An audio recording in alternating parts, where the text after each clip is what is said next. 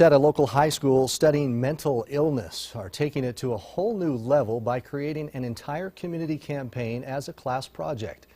Eyewitness News reporter Chris Nessman is with us here in the studio. Chris, they're calling it more than a stigma campaign. What is that, and what is their goal behind it?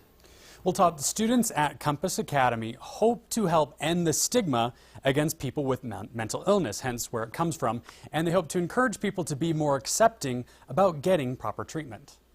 When people say, I'm considered an embarrassment because of my depression. Really wanted to work with the kids to understand that having a mental disorder is no different than having any other physical disorder.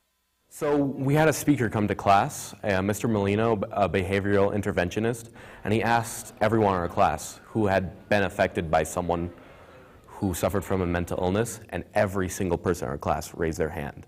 I had no idea some of the people I knew were suffering, and then all of a sudden we talk about this and it's like, whoa.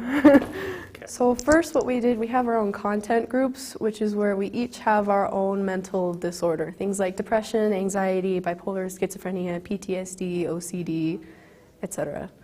And in all their research, they stumbled upon this thing called stigma. And they started to realize that the stigma, as we've defined it, is a mark of disgrace associated with a circumstance or an event or something. There's actually a statistic I saw, and it said 2 out of 3 people with depression do not seek or receive treatment. And then it just raises the question, why? So they came up with more than a stigma because they had the idea that we need to see past the misconceptions, that we need to all take on the personal responsibility to learn and stop being convinced by things we hear. It started off as just a school project, right? But we grew it into a kind of an awareness campaign. We have a really cool website up, and we have social media accounts up, we have a YouTube account, and we're making videos. We thought maybe we'd have some sort of awareness campaign, we'd have some sort of community event. We did not ever anticipate that they would want to throw a benefit concert. Come to our event on January 15th.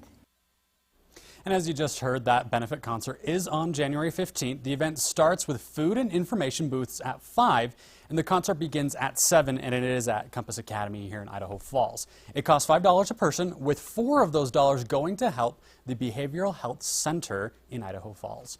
Reporting live in studio, I'm Chris Nessman. Those are some real go-getter kids, good students. Excellent. Thanks, Chris.